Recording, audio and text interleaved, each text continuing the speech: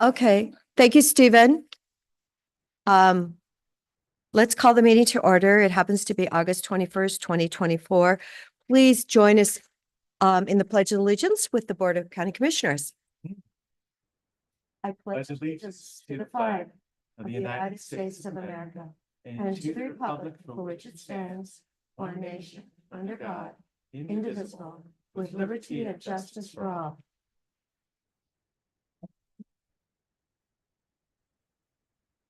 And we'll start out with citizen input. Carl Shoemaker, please join us.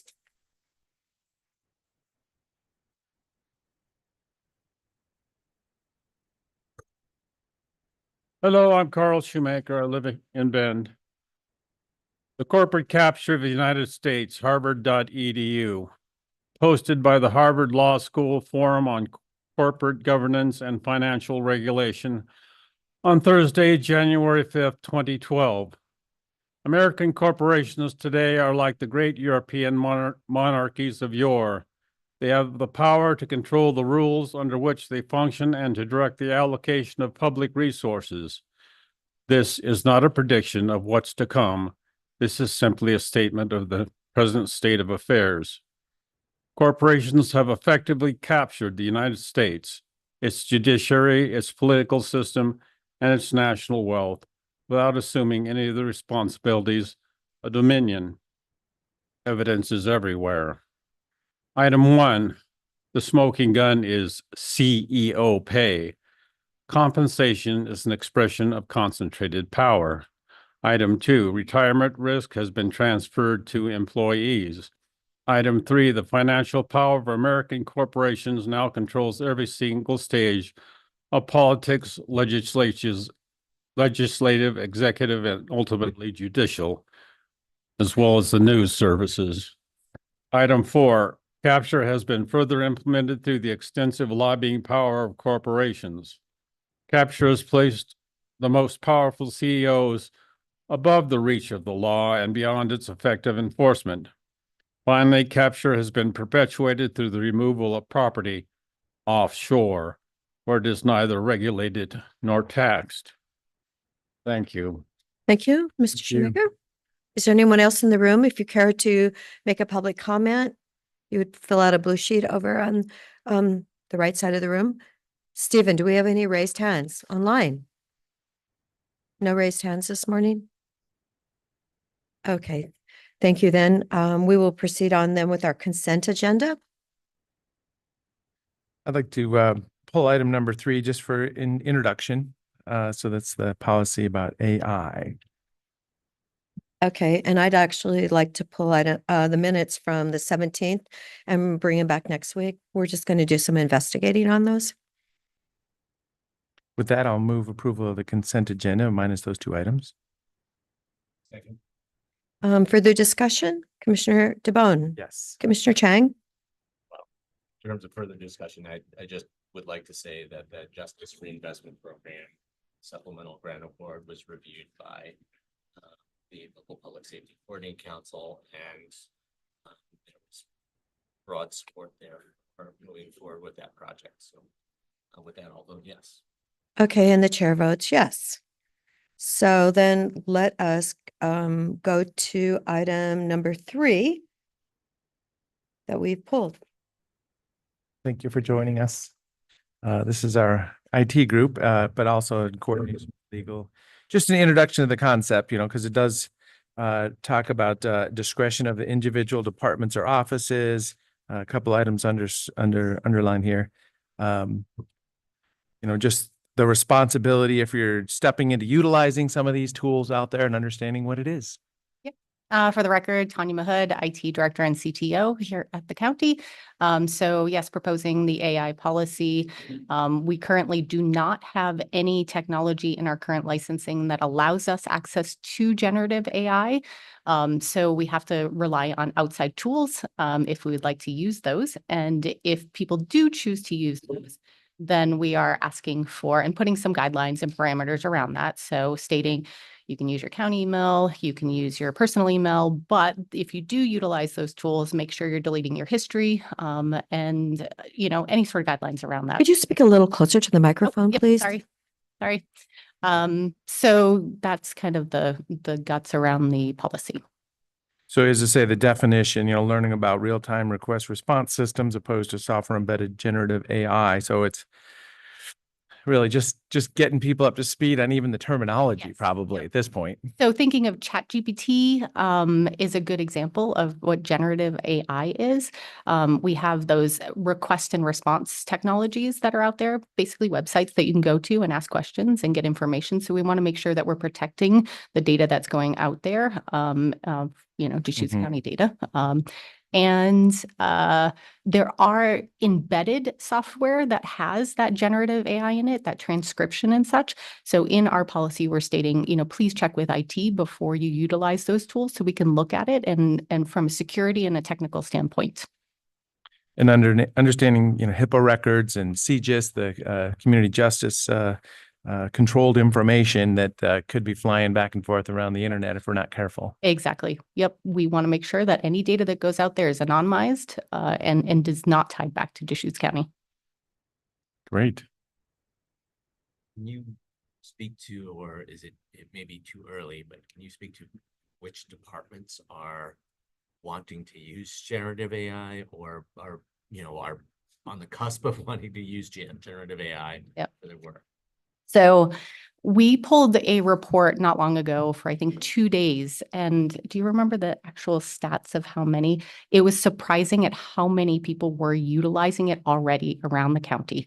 So it's not which departments, it's probably scattered throughout every department and office that's here at the county, that people are already utilizing it. So really trying to put those guidelines around it, saying, okay, if you're going to go use it, we want people, to be innovative and to utilize technology to make your work easier and more efficient, but, just making sure that we're safe and secure around it. So it's being utilized everywhere.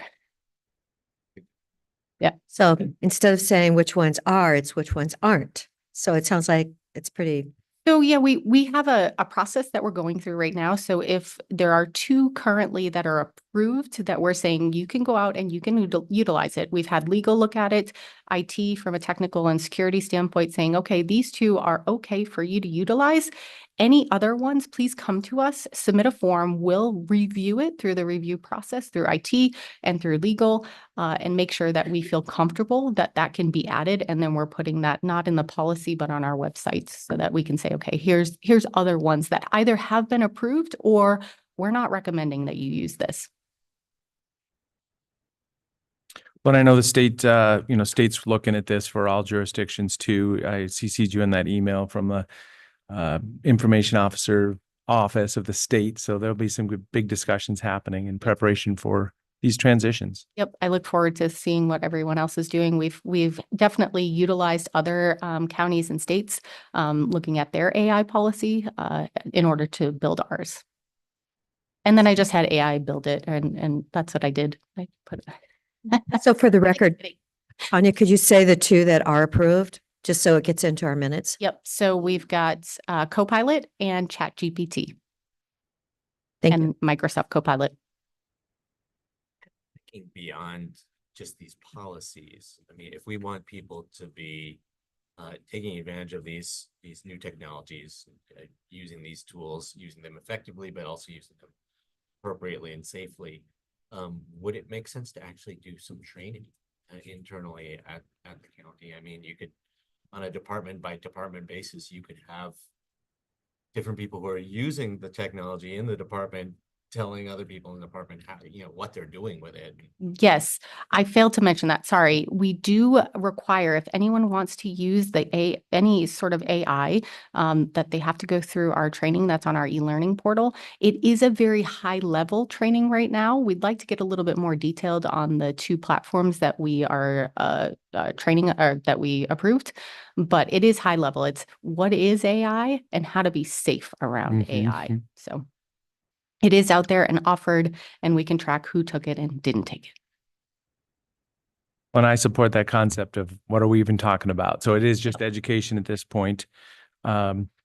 this will be a county administrator's signature for this policy, propagated down through department heads and just for people to take a little bit of time and think about what we're doing here. Absolutely. It is very new, 2 years, 3 years new for us. But it's really good to have a policy around it. I'm excited. So with that, I'll move approval of county administrator's signature of new county information technology policy number IT-2, use of generative artificial intelligence. Is there any further discussion? Commissioner DeBonne, Yes. Mr. Chang, Yes. and the chair votes yes. So thank you for joining us. Thank you. And now we have a very special moment in time. Rob Gilman, 30 years with the Deschutes County, and I love it that his team is all here with him to acknowledge. Rob, thank you so much for joining us. Thank you for your service. Good morning, Dee Holcomb with Deschutes County Community Justice. And Sonia Little Deer Evans, Deputy Director. And of course, Rob Gilman. Okay, yes. So we have, this is our first time coming before you with the 30-year anniversary. We want to thank you for the opportunity. We have a plaque for Rob, but we just wanted to say to you and to Rob's family and friends who are behind us, his wife Shannon, his mother-in-law Esther, and their friend Wendy. And of course, he has 2 beautiful children, Liam and Jaden. They're not here today. What's wrong with them? Where are they? Working. Well, they're young men, so they're Yep. working or, taking care of themselves. So Great. Legit excuses. Legit. I They're love, legit. I love yes, working the W word. That's good. I know we don't have much time, and maybe Sonia wants to say a few words, but Rob is just one of those quiet heroes of the county, of our community. He has come to work every single day with a positive attitude, and people say that and they don't necessarily mean it. And I mean it. I have not seen this man who isn't optimistic, but he's able to also listen when things are hard. He doesn't gloss over them, but he keeps youth safe. He keeps family safe. He gives every single youth a chance to be who they are, good, bad, and ugly. It's an absolute honor and privilege to work with him.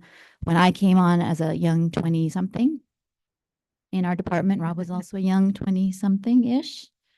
And he was one of the first coworkers that I had who was also having children at the time that I had a child. And I just remember different conversations that I had with him as he was facing that prospect.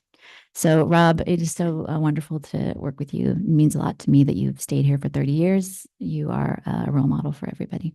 Thank you. And I would just add that Rob is the glue. Oh, Sonia, do you want to introduce yourself again? Oh, yeah. Director. Sonia Little Deer Evans, Deputy Director for Juvenile and Community Justice. Rob is the glue that holds our detention facility together. One of the things that inspires me most about Rob is he's such an advocate for staff. He's always helping cover the floor, taking shifts to make sure they get their leave time, their vacation. When he's in between working on facilities help, computers, monitors, dissecting control panels in the hallway. He's always there for staff, just spending time with them and advocating for them. And it's part of the reason why we have such a good facility that's been running during the pandemic. We did not have a COVID outbreak ever. And Rob's part of what keeps us afloat. So we definitely have some legacy planning to think about, of course, but it's just been an honor to work alongside Rob for the last 10.5 years that I've been back at Deschutes County. And yeah, he's just an unsung hero for sure. Okay, Rob, what would you like Oh, to share here's with your us chance. today? Any special stories? Any inspiring, any No, changes that you have seen? I think it's just, for me, just being passionate about the work, passionate about the kids, and having those special moments. Like we had a kid earn a GED this week. These kids are underserved. I mean, it's just that ability to come to work every day and have that impact Mhm. that keeps you coming back. Great, Well, wonderful stories. thank you so much for your long-term dedication and service to the community. Yeah, it's great to be able to have that continuity, as the world changes around us. You've been there for this whole evolution. So thank you so much for your service. Welcome. Yeah, and thank you for supporting all of the kids that you've helped over those 30 years to you know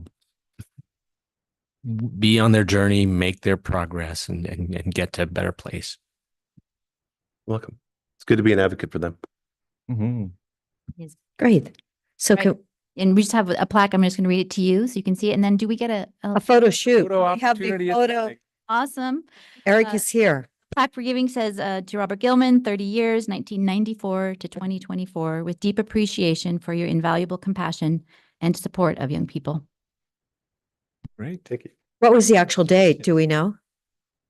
The actual day was June 29th, There you go. Okay. All right. So you're 30 years plus. years plus. Great. Thank you. Yeah, good, good.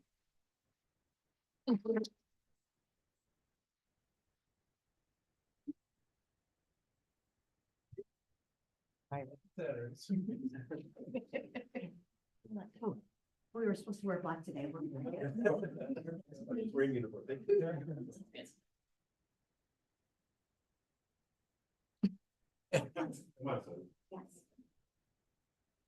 We scoot over. Where you want us to manage, right in the middle. In the middle, yeah. Right in the middle. Want logo? Always want logo. All right, 3, 2, 1. Thank you. Thank you. Thank you. In there and all the kids. Means a lot.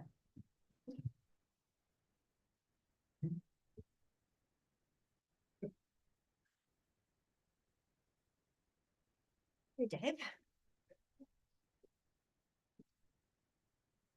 The good news is we're getting our steps in today, aren't we? Mhm. No, I can't believe we have, it's really amazing when you think that we have another special county employee that's been here 30 years. We'll have to find out your date, but come on up to the, and tell us your story.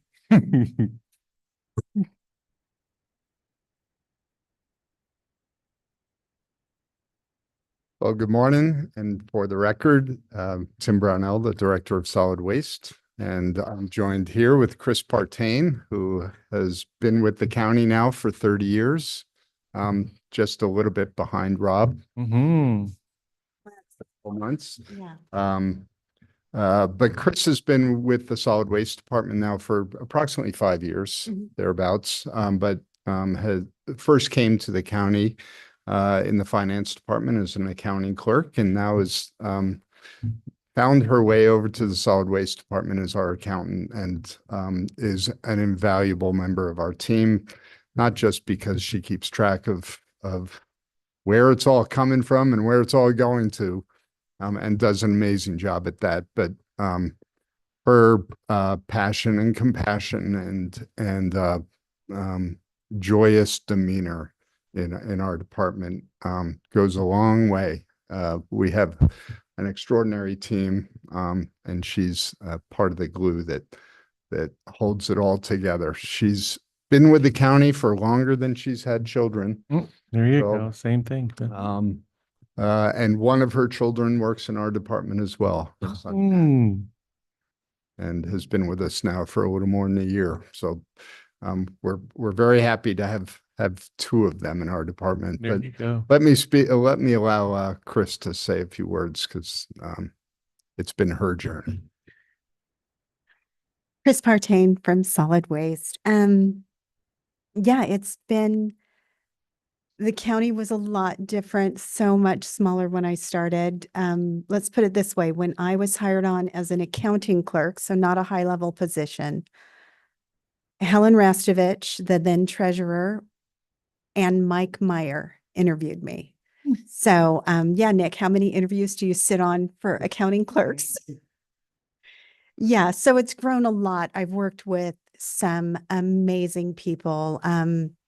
Janine Faria, notably Wayne Lowry, Tim Shimke, this guy. Mhm. I've been really fortunate, I think. Went through the county's tuition reimbursement program to get my education. So yeah, it's been a really good run. Wonderful. That is outstanding. So what was your start date? August 15th, 2024. Okay. No, 94. 1994. Yep. Yes. 30. Well, I knew what you meant. I don't I know knew. what that 30. There you go. Don't worry. I knew what you meant. I was just like, Yeah. That was the 30-year anniversary. Yeah. so that's really, that's outstanding. And if I hear from Mike Meyer again, I'll have to tell him that he was one of the interviewers for you. Oh, he knows. Yeah. Yes. Yeah. Well, I'll remind him that Yeah. you're still here. He must have done a really good job. So that's great. No, wonderful.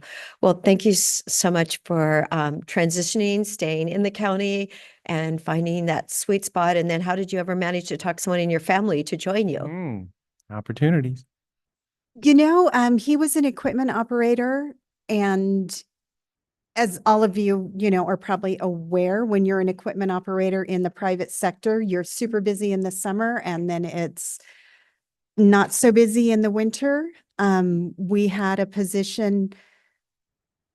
He started as a temp employee and really enjoyed it. So when a position opened up, he applied and he's thriving. Yeah.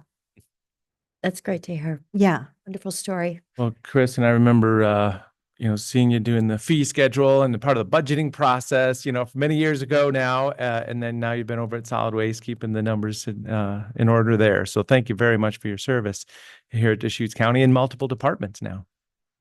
Thank you.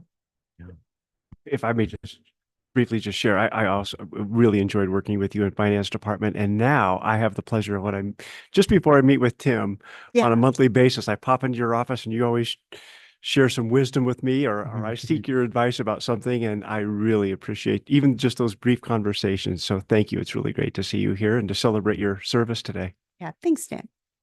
When Tim said you keep track of where it's all coming from and where it's all going, were you talking about dollars or were you talking about waste? Dollars. Equates in dollars. Yeah. Other people handle the waste. Okay. Great. So are we ready for a photo? Or Tim, did you? Congratulations. We And have thank a you so plaque much. for her to honor her 30 years. So we'd love to come up. Yeah. Thank you.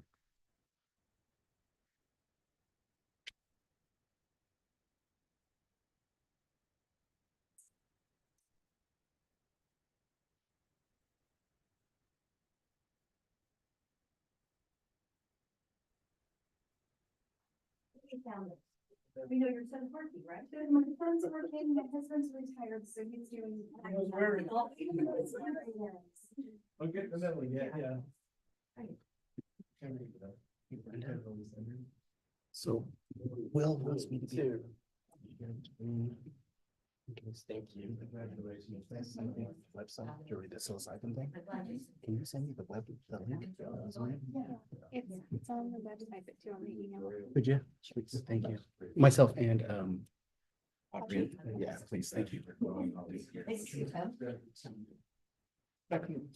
It's so funny. It's not funny. Oh, yeah.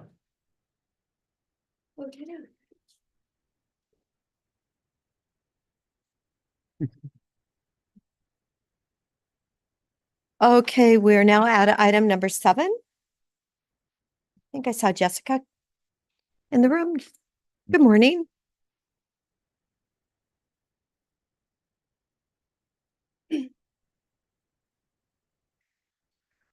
Jessica Jacks, Program Manager, Health Services. Good morning.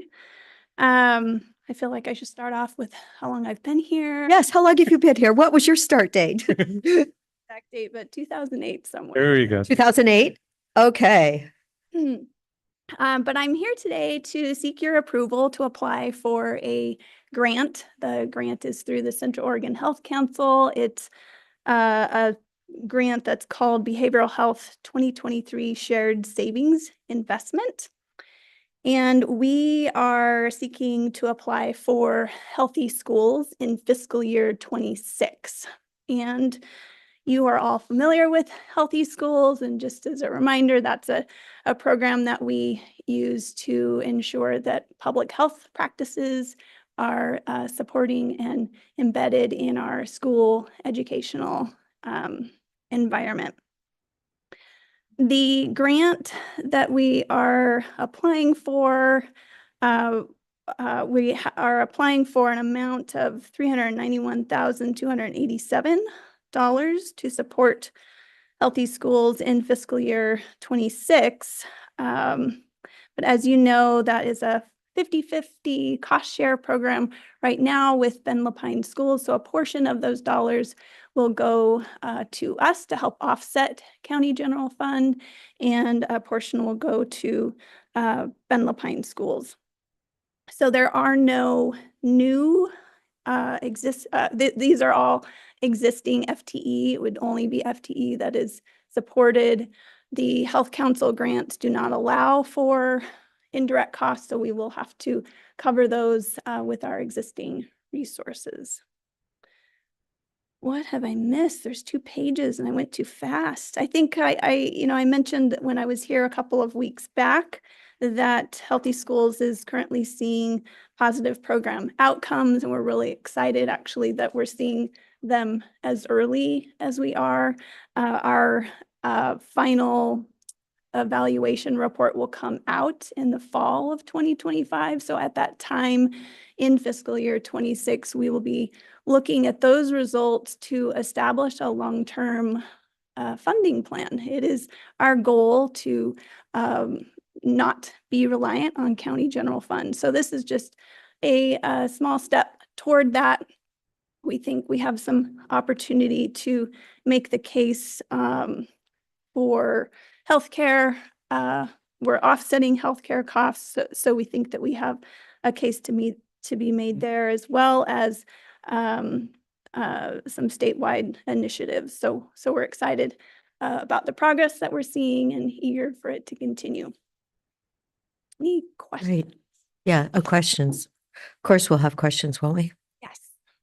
So when will we know if this is, if we approve it to be applying, when will the decision be made by the Health Council?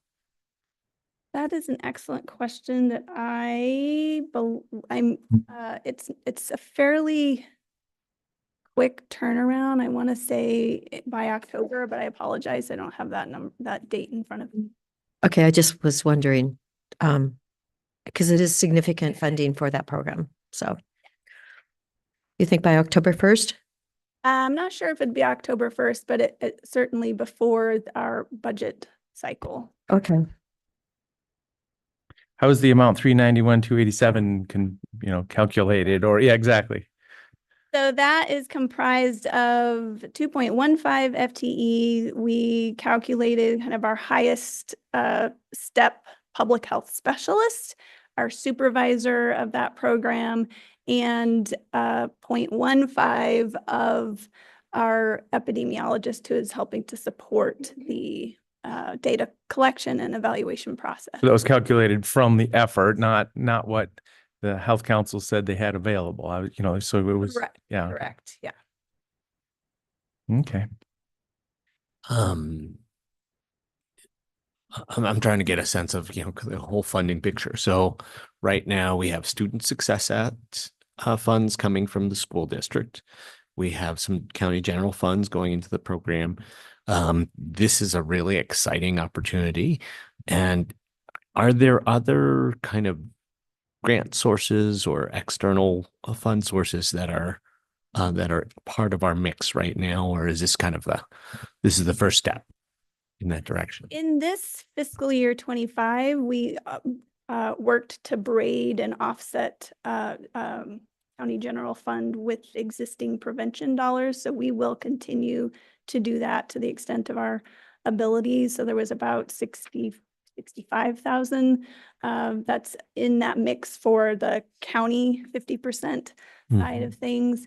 We were excited and disappointed at the same time. There was a federal grant that became available that would have, it was almost like they were speaking our language. It was exactly what we were aligned with. And unfortunately, they were only funding school districts that had 40,000 plus students. So we did not qualify. That was the only aspect that we did not qualify for.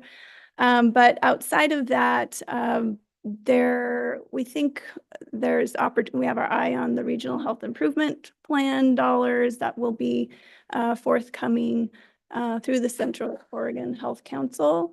And we also think there's some, given the popularity and the amount of requests that we get for consultation to across Oregon, we'd like to think that that we're attractive enough that the Oregon Department of Education and the Oregon Health Authority would that we could come up with some funding mechanisms there. As a reminder, this program's profile, kind of the coordinated school health approach, is a statewide initiative in Tennessee and Texas. And they have, while they're focusing on more physical activity and nutrition, supporting the educational system, we are supporting some more behavioral health types of things, mental health, suicide prevention, substance misuse. So we think the model is an opportunity for the state to look at how we might reimagine public health support and coming alongside the educational system. Right, right. Jessica, you mentioned that federal grant program with a threshold for larger school districts. Can you send me the information about that program? Yeah. After the meeting, that'd be a great thing to talk to some of our congressional delegation about, because these arbitrary size thresholds that are set on these programs can sometimes be changed. And how big is the Bend Lapine School District? 17,000. We even thought, well, gosh, could we expand, to Central Oregon, but we didn't even meet that threshold. Right. It was discouraging. Okay. Thank you. So Jessica, I have a question. It says from 21 to June 24, the proportion of Deschutes County suicide-related ED visits decreased. What about, okay, that was ED visits. What about actual suicides? Has that number gone down for ages 11 through 17? So I do know that in 2020, where are we in now? 2023, we did not have any out of 11 to 17 or younger death by suicide. So in the year 2023. Year 2023, and that was very refreshing to see. Yeah. That's not our average. No, that's really commendable. So thank you for sharing that. So we will in the fall come back and do a deeper dive with the data. We're also seeing reductions not only in suicide-related emergency department visits, but substance use-related visits. So there's really some encouraging data trends that we're and then more about. Yeah, the good trend too, Best Care had said that they've only had 3 overdose deaths this year to date. And remember last year we had 3 in 1 week and 26 for the year. So some things seem to be significantly better for our community. So thank you for all that you do.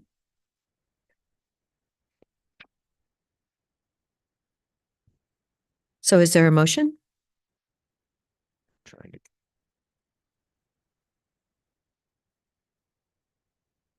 Yeah, my screen just shut on.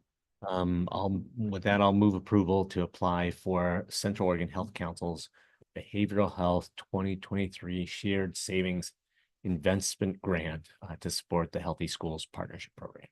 And I'll second it. Is there any further discussion? It's interesting. It says 2023. It's really last year and not this year. Yes. Yes. Okay, I just was wondering. Well, it's interesting because they had some other funding that ended up, the county behavioral health received like $100,000 more than we had applied for. So I just thought, gosh, this is a year off. a typo. I double checked. Okay, you doubled. Last year's savings for next year's fiscal year. Okay, all right. So Commissioner Chang, Commissioner DeBonne, Yes. and the chair votes yes. Thank you. And we'll look forward to hearing those numbers later then this fall. Great. Okay, now we're at item number 8.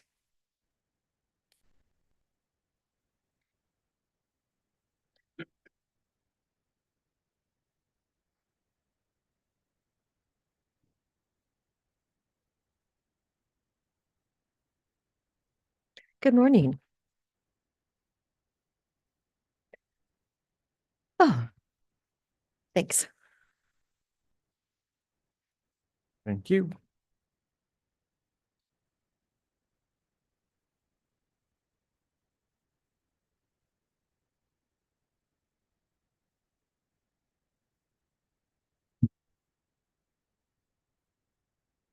Good morning, Commissioners. For the record, Audrey Stewart, Associate Planner with Community Development.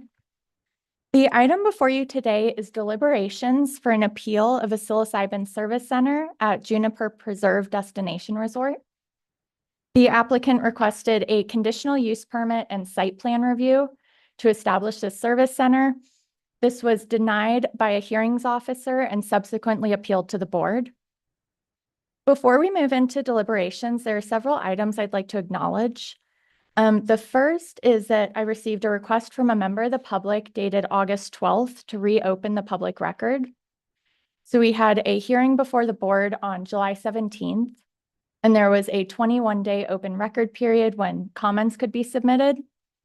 This member of the public requested that pursuant to section 2224-160 of Deschutes County Code, that the hearings body, in this case the board, reopens the record. If the board did choose to do so, we would postpone deliberations until a new date after the new close of the record. And with that, I'm going to pause for any questions or discussion from the board. Okay. Audrey, are you allowed to share with us kind of the rationale or the reason that this constituent requested that the record be reopened? Certainly, and this is in the public record. They essentially wanted to refute some claims that were in the applicant's final legal argument.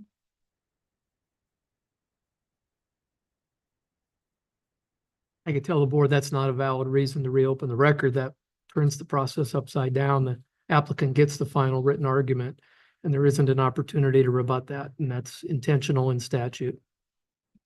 Thank you. And that was one thing staff did want to flag for the board, that we are required to always provide this final argument to the applicant. So if we did reopen the record, they would once again be provided a final chance for an argument. And then the whole thing could happen again. Hypothetically, yes. We could just continue on. Yes. Okay. So do we need to formally vote on? Because this was a formal request, I have prepared a board order. And then what I passed out to you is a revised version of your agenda request. And I actually included some wording for draft motions. So if a member of the board would like to make that motion, we could take a vote on that. So I support not reopening the record and proceeding at this time. So, yeah. I support that as well. Okay. So I'll move approval of order number 2024-032, denying a request to reopen the record for file number 614-CU, 615-SP, and 292-A. Second. Okay, so it's been moved and seconded. Any further discussion? Commissioner DeBonne? Yes. Commissioner Chang? Yes. And the chair votes yes. So we are saying that we will not reopen the record then. Correct. Okay. Thank you, commissioners. So now that the commissioners have voted not to reopen the record, August 7th remains the deadline that this open record period ended. The next item I wanted to acknowledge with the board is emails that were received outside of the open record period. So I've uploaded all of those to the record. There were 3 that I would like to flag. One is that request, the August 12th request to reopen the record had a letter attached with some arguments in it. There was also an email dated August 19th that was also from Mr. Brennan. That was once again after that August 7th close of record. And then finally, there was an email dated August 5th, also from Mr. Brennan, This was received during the time period for the applicant's final legal argument, and this was not submitted on behalf of the applicant, and it wasn't their final legal argument. So that one also appeared to fall outside of the record period. So if the board could acknowledge on the record that those 3 emails will not be considered in their board decision. So individually, just acknowledging. So Correct. yeah, I'll acknowledge that those items are not part of my decision on this matter. Thank you, Commissioner. I will not be considering those 3 emails or those 3 comments as part of my deliberative process today. And I will neither, though Mr. Brennan did testify in person during our public hearing that day. So, Correct. Thank you, Commissioners. And this member of the public did submit other comments that did fall within those allowed open record periods, and those comments can be considered. Thank you. With getting that out of the way, we can now move into deliberations. There is a deliberation matrix within your board packet, and if anyone would like a hard copy of this, please let me know.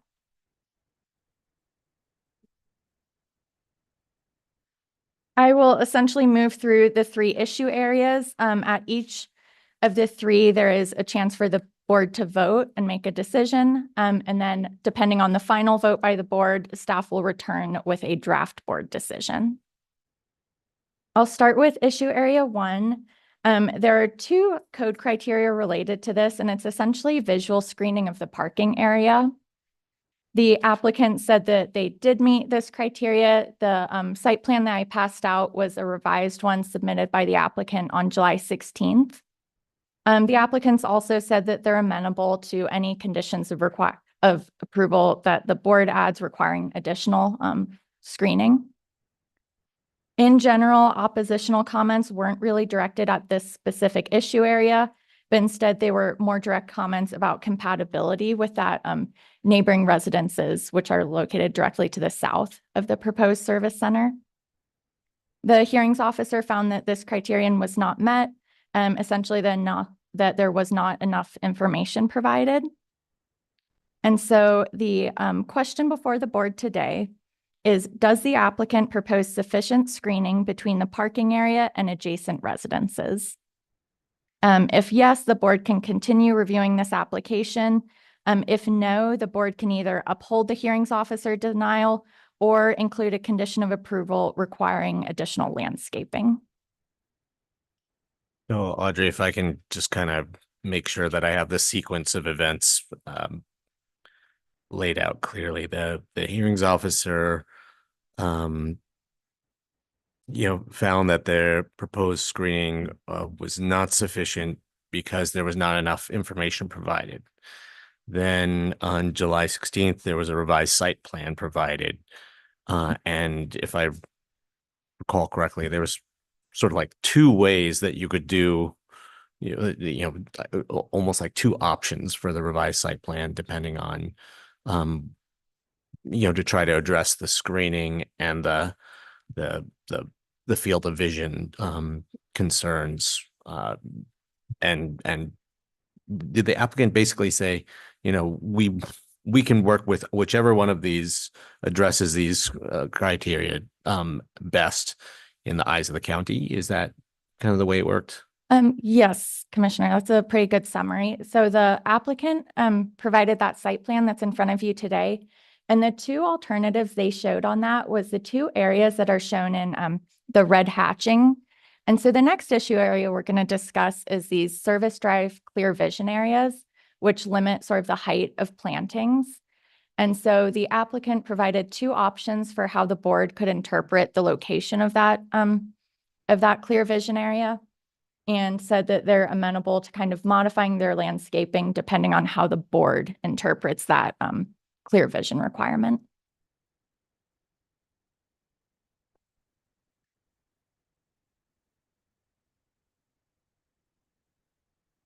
So transportation memo that was put in the record, I don't know how to reference it here, the Correct. 717 memo. Yep. Basically I see it as a rectangle, and there's a proposal that it could be moved back. So then there's more of an entryway. There's a little bit more depth to the first parking stall. And, please help me if this makes sense or not. So my conclusion is that the design could be put in place where there is going to be that clear vision area, and the setback and screening will be possible. So then I do conclude that we could just get to conditions of approval in line with that transportation memo. Correct. And if it would be helpful to the board, we could also kind of jump ahead and address topic 2 at the same time, because they are very closely related. Issue area 2 is related to the clear vision area at the service drive. So that's defined as the location of the service drive in a road. The applicant provided 2 areas where that could be met. One is at the southwest property corner. One is at the entrance to the parking area.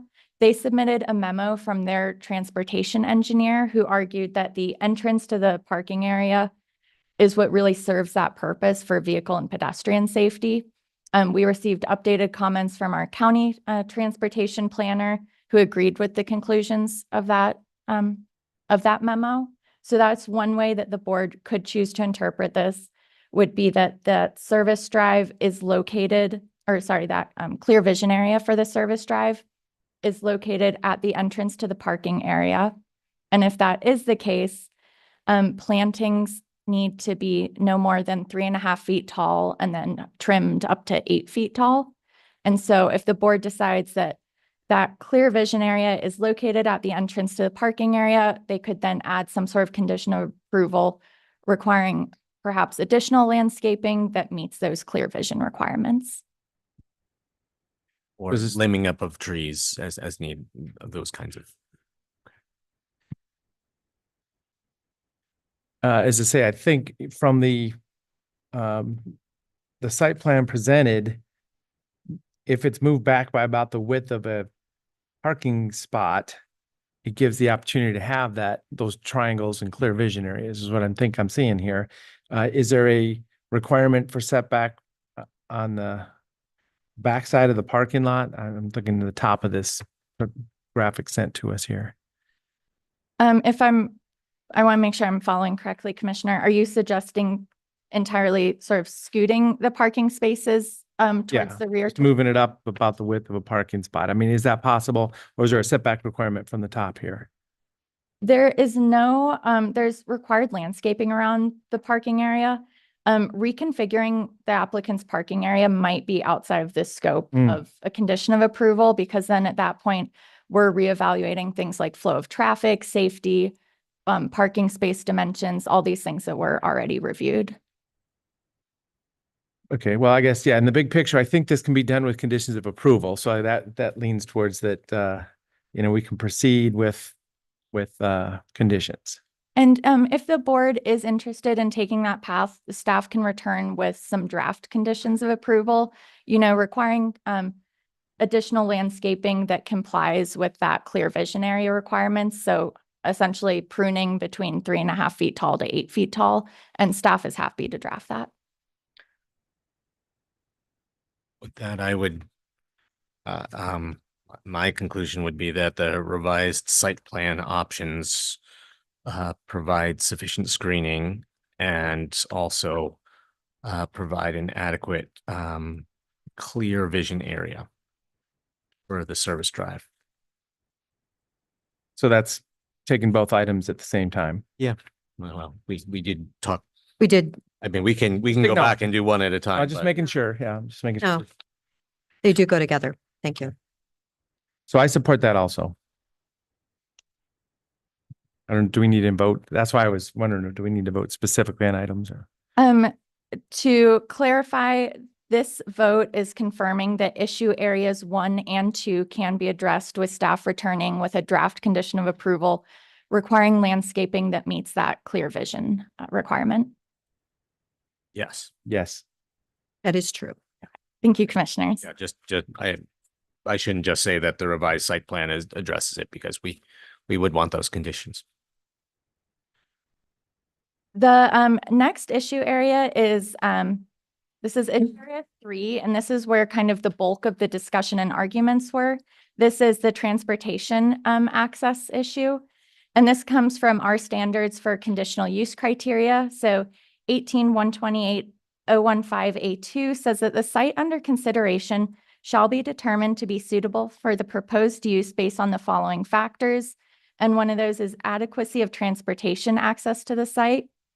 In this case, the destination resort is accessed from Pell Butte Highway via a right-of-way sort of easement grant across federal land that is between BLM and the destination resort.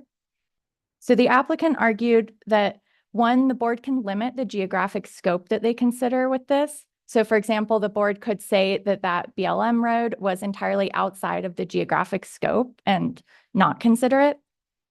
The applicant in this case is also amenable to a condition of approval that if BLM was going to revoke that easement, that they would cease operations.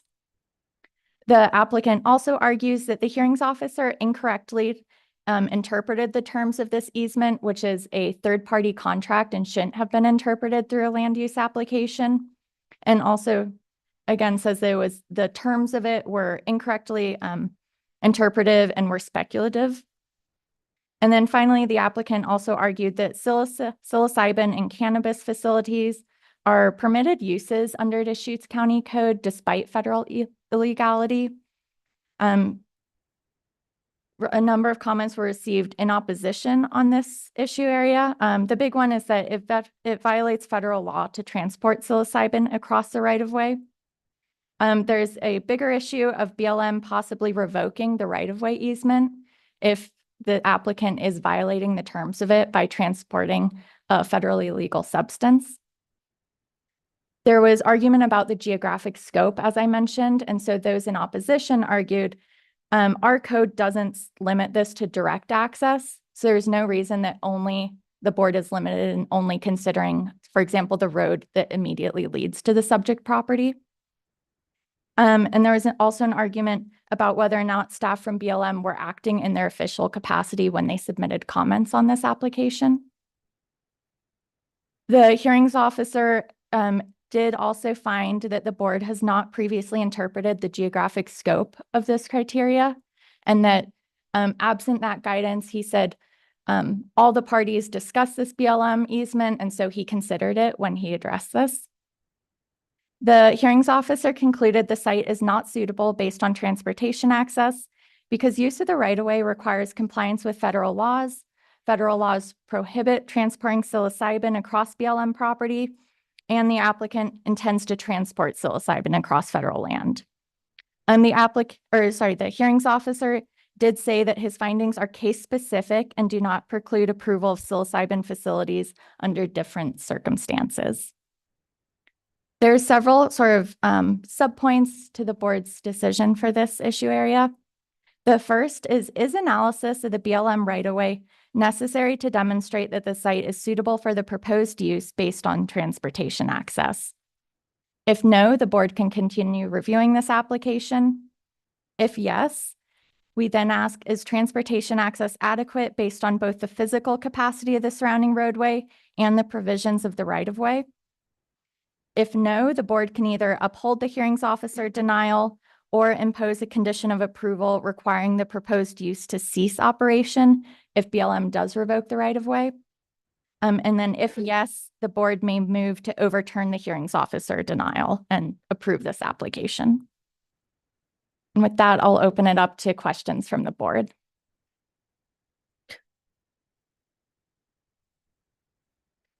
I think it boils down to the fact that we don't have the same situation as marijuana had the Cole memo at the federal level.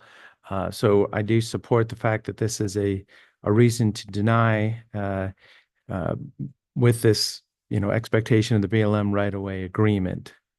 And we can work through the specific decisions as we go. It would seem appropriate at this time to uphold the hearings officer decision. Yes. I just, I can't see it any other way. And we did receive a letter from them, from the BLM stating that issue quite a few months ago.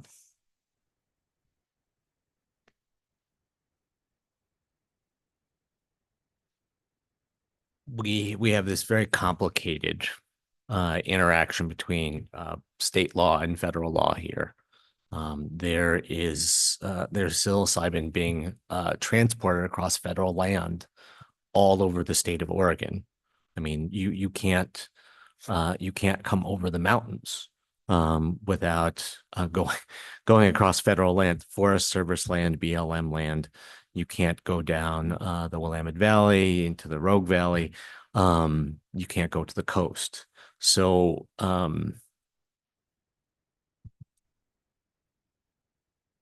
it's if the federal government is not stepping in all of those cases and asserting federal controlled substance law, and kind of detaining people who are transporting that material, I don't see a real threat of BLM revoking the right of way for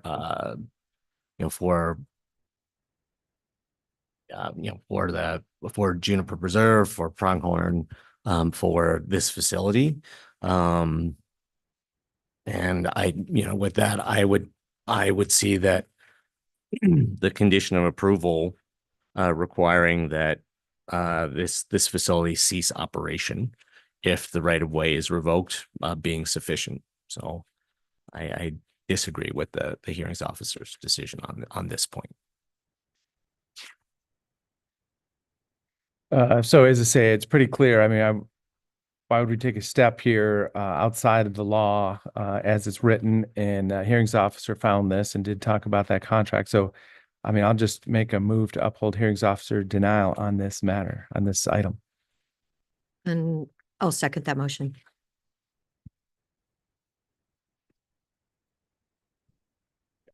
I disagree. It's 2-1. Okay. Indeed. Thank Okay, you. well, I need to take the vote. So, yeah, Any however, further discussion? Commissioner DeBon so that's, yeah, if we'll make that a vote, I'll vote yes. and Commissioner Chang? No. And the chair votes yes. Thank you, commissioners.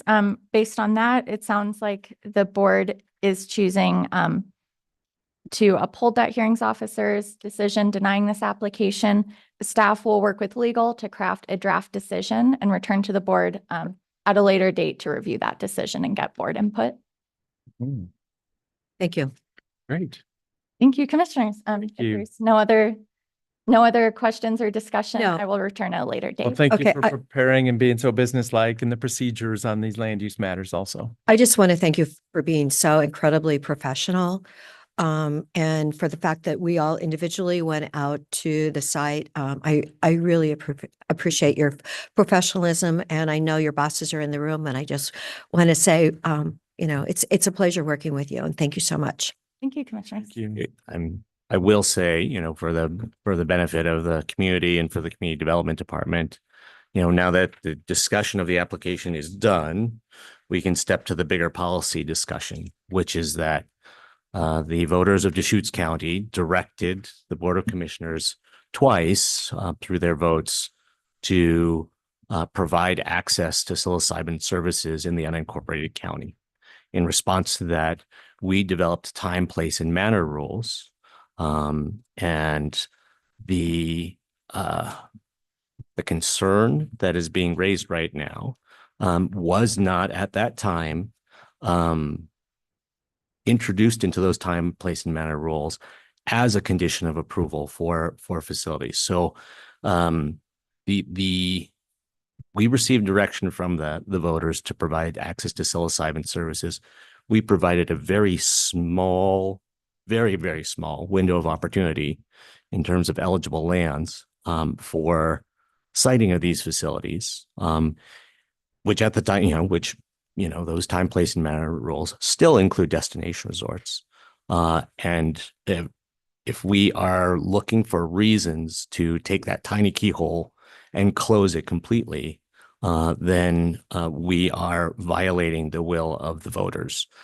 So I would be comfortable with us going back to those time, place, and manner rules and trying to create conditions around this specific issue. But if we don't do that, then we have basically, again, violated the will of the voters in providing opportunities to access psilocybin services in the unincorporated county. Thank you for your comments, Commissioner. Thank you. Thank you, Audrey.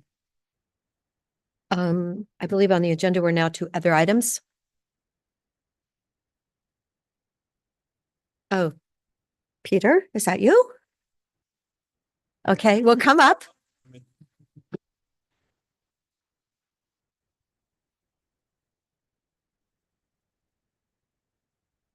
Didn't want to be presumptuous. Thank you, Madam Chair. For the record, Peter Gutowski, Community Development Director. Joining me is Todd Cleveland, our on-site wastewater manager. And we're here this morning just to touch base with the commissioners regarding a decision that I made last week regarding the administration of the operation and maintenance program for a certain type of septic system. There are alternative treatment technologies that require annual maintenance, maintaining an annual service contract with service providers, and the submittal of an annual maintenance report to the Community Development Department on an annual basis. What I decided in coordination with Todd and his team and other colleagues within the department and in coordination with the Department of Environmental Quality is that we're going to pare back our department's ability to enforce the operation and maintenance program and instead collaborate with the Oregon Department of Environmental Quality when we have issues with service providers.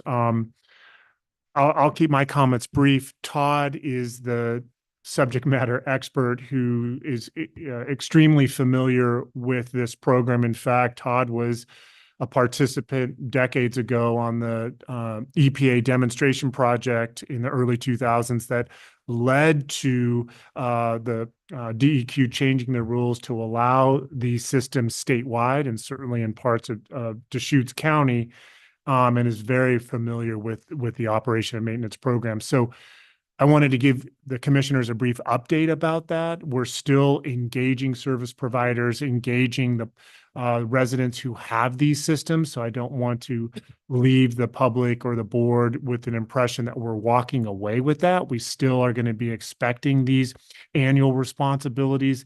It's just we don't have the capacity as the county that has approved the most alternative treatment technologies in the state of Oregon. We're getting closer to 2,000, and we just need to be cognizant of the time it takes to administer this program. And we've had excellent coordination with DEQ in terms of how we can utilize their responsibilities as the state agency that administers this program through their rules. So I'll pause there, Madam Chair. If you or the commission, or certainly Nick or Dave, if you have questions, we're here to respond to them. And I will certainly defer to Todd, who knows the nuances far better than I do. Todd, what was your start date with Deschutes County? That's a hot question this morning. March 15th, 1999. 99. So I can give you the board an overview of kind of what's going on and why we're doing this reduction of enforcement. Really, it's about enforcement of the requirements. As is a common issue in conversations about the Community Development Department, the on-site program is no stranger to this issue. We've reduced. My staff is reduced by about 40% from what it used to be. We have not replaced that ability, so we've reduced staffing. We're super busy. We have over 1,800 accounts for service contracts, service requirements, service reporting for alternative treatment technologies, sand filters, and pressure distribution systems. So those are systems that have moving components, right? They need cleaning, servicing, maintenance, and the state requires annual reporting for that to make sure those systems are operating. We're going to continue making sure, sending out information about contracts, tracking all of these reports, getting the service fees, coordinating with the service providers. We want to do what we can to maintain these systems. We just don't have the capacity to go through enforcement on non-compliers, right? So when you have this many, and this is going to be a problem for all the counties, and we're hearing it from other counties as well. We are the leader. So we are kind of cutting new ground, and we've basically created this program on our own without a lot of support from DEQ, spent our own resources. We have an app that was developed through our IT department that helps us track all of these programs. We don't use a state program. There is no state program. So all of these items require a lot of staffing time. And as we get to where we need enforcement on what we've discovered, as we get to the point where we need enforcement on non-compliers, even at over 99% compliance with almost, somewhere between 1,800 and 2,000 is where we're at now. We're growing every day with new accounts. You get 10 of these in a month that are non-compliers that we have to try to go and track down and enforce. It's hours and hours of staff time from the on-site program, from administrative staff, and from code compliance. So, and as it goes to the point where we may have to go to a hearing for a hearings officer, you've got costs and time for that. And we don't have the capacity. It's breaking. Our system is breaking. So we can't continue to do that. So recognizing that these systems are, the property owners own these systems, they're responsible for taking care of them. The service providers have their business to contract with these private property owners to maintain these systems. We're going to coordinate with and educate the providers and the property owners to recognize that if they don't maintain these systems, they malfunction. It gets very expensive over time, and they may create a public health hazard. If they fail and they create a public health hazard, we will enforce on that. We will make them repair that. If they don't clean things and maintain them, we're talking about thousands of dollars for them to just fix. It's almost like comparing it to a car, right? If you don't ever change the oil in your car, you're gonna have problems, and it's not gonna be cheap, right? So that's kind of the same kind of idea. If you don't clean these things, if you don't maintain these components, they accumulate debris, they stop to function properly, and it just snowballs from there. So some of these components, replacing these components, can be thousands of dollars. So the idea is that we will continue to track everything. We're going to inform owners. We're going to identify non-compliant properties. We will keep records of that. So we're working on I'm working with legal on how we can notify people and what we can do as a public record, so that if someone's buying a piece of property, they know, hey, this system hasn't been maintained for 3 years. That's kind of a big deal. So hopefully people will be able to find that information out. That's our goal. And if we have issues with property owners or service providers, we can also work with DEQ, make referrals to DEQ about shortcomings or issues. And you can pursue the service providers or the manufacturers of these systems regarding certain issues. So if you have Peter and I talked about this after you sent the memo out. And really, this is setting up for legislative action right now. Put it in our legislative efforts.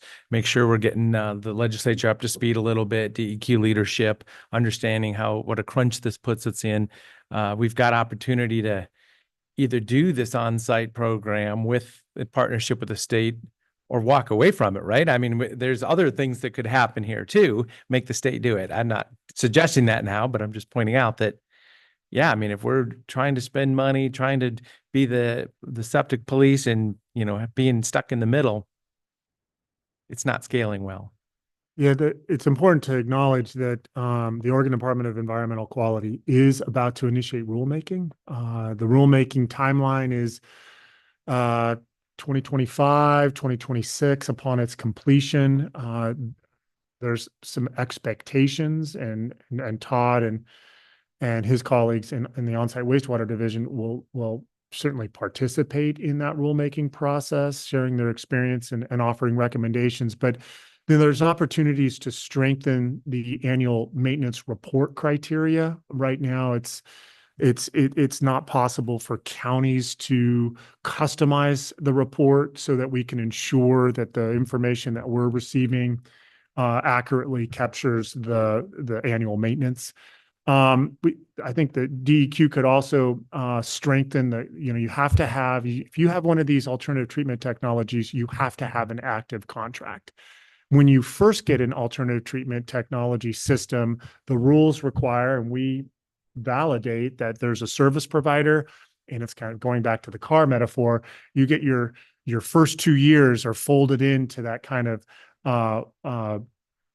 transmission warranty or bumper to bumper warranty. So you get 2 years of a contract and a service provider that provides that annual maintenance. The contract agreement could get strengthened with its stipulations that further underscores the role of the service provider, their responsibilities. We've seen some challenges and some imperfections with the way that the contracts are structured.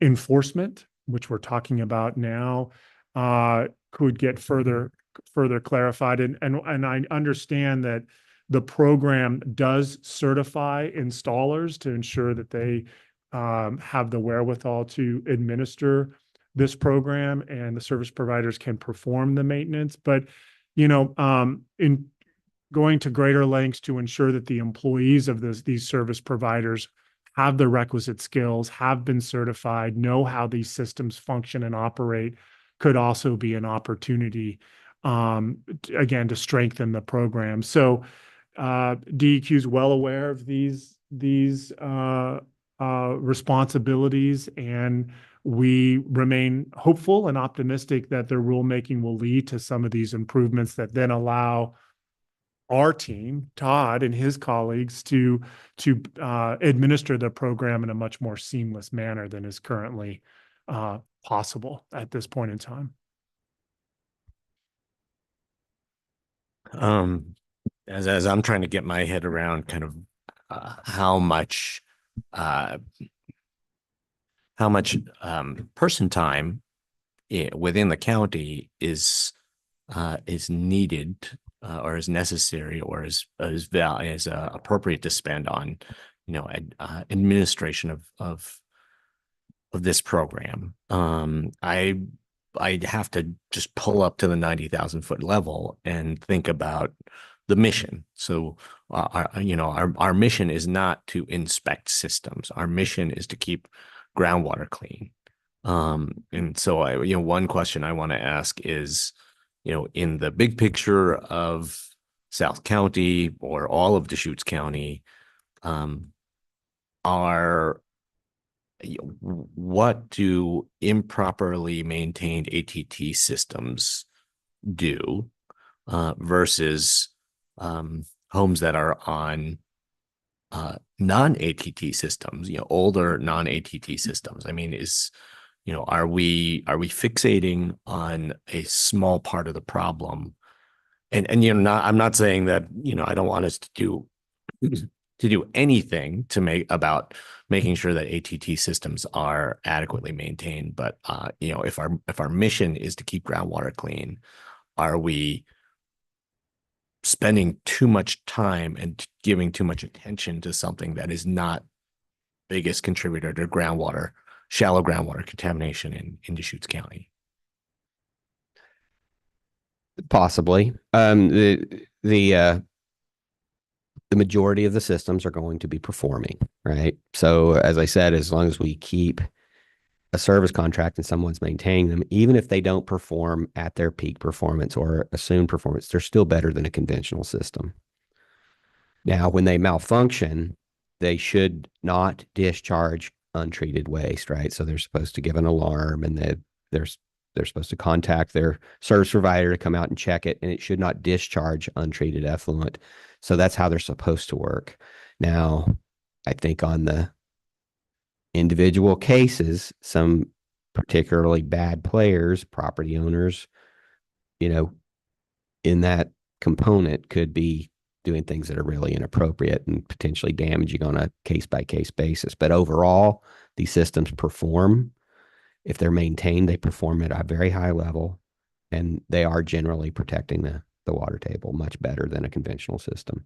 So again, as long as we've permitted them, we inspect them. The first 2 years, they're working really well because they're checked under that initial contract. We're going to continue to track these, and hopefully the service providers can keep most of these people in line and keep their systems performing. And so generally, as we get these systems installed, we're making improvements in the water quality. So, yeah, I mean, if we can come up with a more streamlined way to ensure, compliance, and maintenance compliance, then, I think that that's a good thing. And also that might allow us to dedicate more of our attention to where the real threats to groundwater contamination are. So Todd, has anything changed in Oregon's world about bringing in those systems from like the Chesapeake Bay or Rhode Island that are 95% effective? So very recently, the DEQ approved 2 new technologies. Now, one of those technologies is what we call a treatment standard 2 system, and it's in the testing in New York. It has demonstrated very high treatment that would be on par with our highest treatment systems that we have. Maybe not 95%, but on that 85% level. It's a new technology, and so I've been told that the distributor is going to be out of Redmond, but I have not been contacted by anyone at this time. It's brand new. It just got listed in this last month. Oh, good. I'm so glad I asked. This So is actually great news to So go. there's another technology coming, and it should be available in Central Oregon. That's great news, because even that 15% makes a huge difference. Yes. So good. Last night, I was at a birthday party talking to somebody, and he just started talking about back in the day. And he said in 1978, he was working for a plumbing supply company. And his job, one of his first jobs, was to deliver the on-site systems. And I'm like, oh, wow, what was that? He said, well, think about this. It was a 1,000-gallon metal tank in the back of a pickup truck. It was a Sandpoint water 20-foot pipe tamped into the ground with a jet pump on top of it. And it came with the drain pipe to connect to the tank. And it was a single delivery. He said he got so good he could back his pickup truck and tip the tank out on its end without even having to do anything with it. And that was what was going on back in the day. 1978, he was mentioning it. And they were delivering them at least once a day. And that was those metal tanks that went in the ground. So we've come a long way since then. Also, tomorrow, I just happen to be going to the ride along for Lapine Septic Service. And I had scheduled this right before you sent that email, in fact. So I'm going to go spend a half a day with certified installer inspection. I'm not sure what we're going to get into, but I bet we'll do a few stops. So that'll be interesting to see. Also, it's really just getting the culture of this thing up to speed too. As I say, there's always going to be outliers. If we got 1,800 systems and we've got a lot of folks just following the expectations and the rules and the annual maintenance, that's fine. Because there's always somebody going to be questioning this situation. Couple $100 for what? And the guy just came by with a clipboard and he didn't even do anything. So we always have to watch out for that. But I do support making sure we have a good culture of responding, supporting each other as neighbors, and keeping these systems up to speed too. Also, if we ever got past this on-site system, rural is bad, whatever Oregon does, there's opportunities to take some of these rural neighborhoods and sewer them, because then you could justify even putting roads in, off of 6th Street. There's all these curved roads. There's a beautiful platted area. Everybody's got their on-site system in their water. But if we could put sewer in there and then pave the roads, as I say, this is a big vision statement. We could make some beautiful rural neighborhoods that are been platted for 70 years and go from there. So there's opportunities in here also. But yeah, thanks for the update. Thanks for, taking this position. Let's get engaged with DEQ. Let them understand that this is statewide significance. And we do want to keep these systems maintained, the ones that are in the ground right now. Yeah, thank you, commissioners. And I'll just close by saying Deschutes County is still considered the leader in administering the O&M program. We do more than any other county, even as we allocate our resources appropriately and coordinate more thoroughly with DEQ on some of the enforcement responsibilities. So it's an important emphasis to make that we are dedicated to making sure Commissioner Chang, you noted, making sure that we're prioritizing our resources accordingly. We think we are, and we think we can make this modification while still maintaining the responsibilities that come with this type of technology. Are there any ways to essentially, I heard you describing service providers playing an important role in ensuring maintenance. It doesn't sound like they are, we use that information as part of the regulatory process to ensure maintenance is happening. But I'm wondering if there are ways to kind of expand the role of the service provider even further. If we have human resource constraints, can we essentially deputize, in a formal way, deputize these service providers, to play a role in an inspection role for us? Or is that problematic because they're also the contractor and there's potential conflicts of interest there and things like that? Exactly. That's been one of the issues. So the state certifies, they have to take a training. They certify the maintenance providers. Those maintenance providers then go to the manufacturer of that system and get trained on how to maintain each system. What different components do they need to check? So part of this, they have to fix, they have to make repairs and corrections, and they charge the property owner for that. If they are also telling on the property owner, they may tell the property, they're required to tell the property owner, this is malfunctioning, you need a repair. The property owner is responsible then to come to us and get a repair. So that it is a potential conflict of interest. It kind of potentially undermines the integrity of the program if the service provider's kind of playing both sides of the fence there. But yeah, I think about in the home buying process, you hire an independent inspector to evaluate a property for you. I'm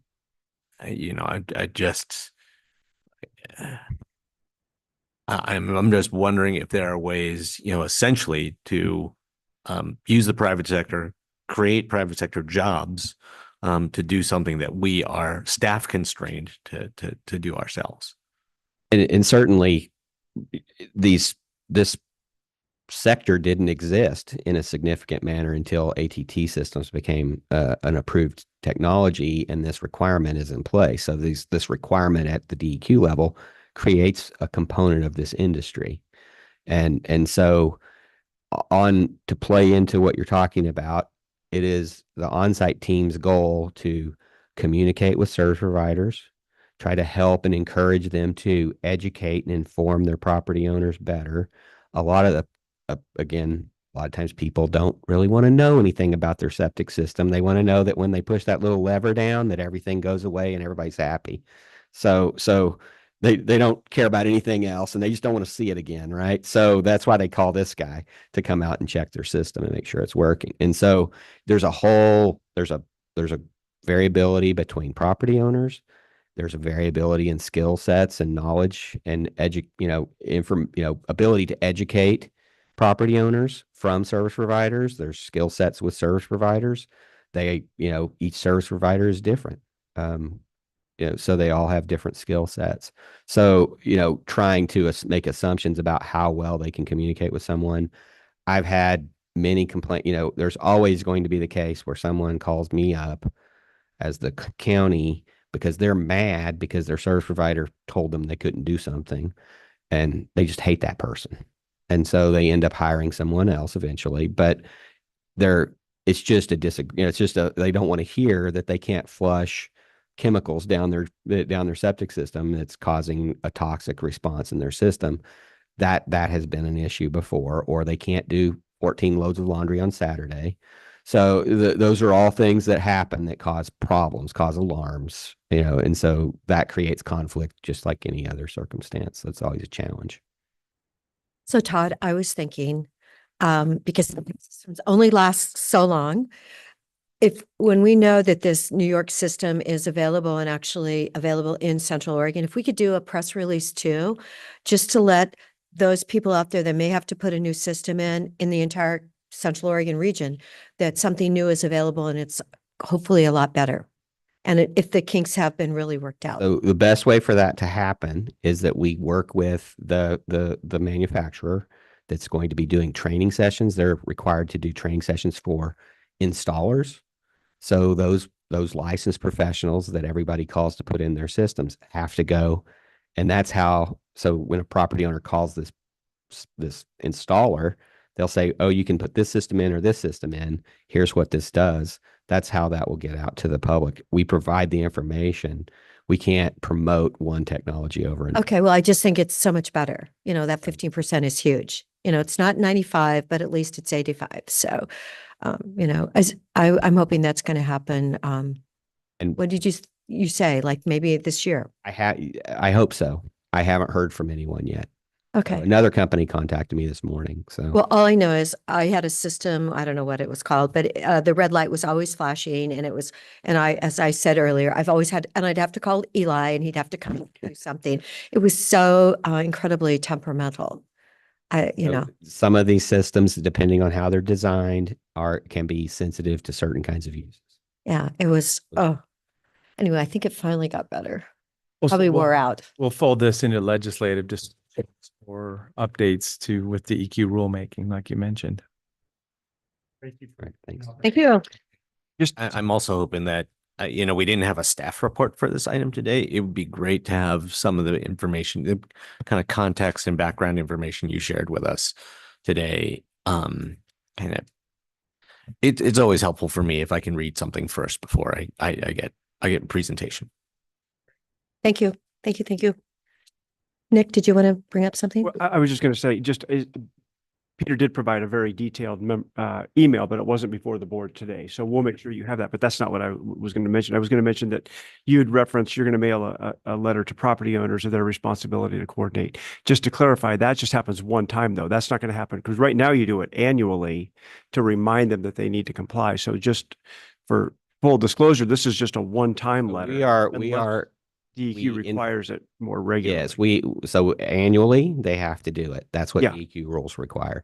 So one of the things that we have been doing and we're continuing to do at the moment is track when people's contracts expire and send out notifications to the property owner. We send out notifications to the service provider saying, hey, this list of 50 people, their contracts are going to expire. You've been under contract with this provider.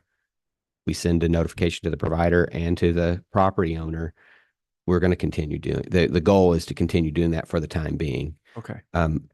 We have been communicating with the service provider, and the idea is that if you tell the service provider, hey, we know that your contracts are getting ready to expire for these property owners, hopefully that service provider will be like, oh, I need to go out and contact these people and renew their contracts. So that's the goal of that. And we've been doing that, which is at a higher level than what's required by the state.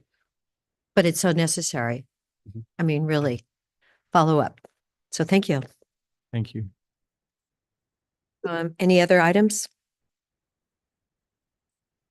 Yesterday, I was able to speak at Sisters Park and Recreation District Council on Aging lunch. It was just an invitation, making connections, spoke to about 15 people. So that was a great opportunity to say hi to some folks in the Sisters area. So Central Oregon Health Council meeting is a couple weeks from now, Commissioner? Yes, it's September 12th, Thursday. What time? It's at 12:30. And is somebody designated the alternate? Commissioner Chang is, but I just asked him and he's going to be somewhere else that time. What time? I'm That's sorry. the day that the Joint Committee. Yeah, okay. Transportation is coming from the legislature. And that during that specific time window. Yeah, so I'll be at that also, the Joint Transportation Roundtable. So you can't go to this either? Yeah. All right. I also, you know, if I, just heads up, something I'm trying to figure out is, there's, the National Association of Counties, Pilt Fly-In, uh, uh, day is, September 12th. And, if it wasn't for the Joint Transportation Committee meeting, then I would definitely go to that. There's, you know, I when I first heard about that Pilt Fly-In day, I said, well, you know, I know that members of our congressional delegation in, you know, in the Central Oregon area are very aware of the importance of Pilt, important of the importance of secure rural schools. So I don't think there's a real need for me to go. But then, you know, I've learned a little bit more about how the commissioners that go to the Pilt Fly-In actually mostly go to visit legislators from other states. They just put commissioners in big groups, and then they go and, you know, you get to talk to legislators from Nevada or Montana or, you know, Arizona or other places. So, Or the East Coast even. Yeah, there's probably not that many people on the relevant committees from the East Coast in terms of legislative ranks, but yeah, so there would be real value in going to that as well. But I'm probably going to just stay for the Joint Transportation Committee, but just to let you know that what other opportunities there are to advocate for our region happening on that very same day. Okay.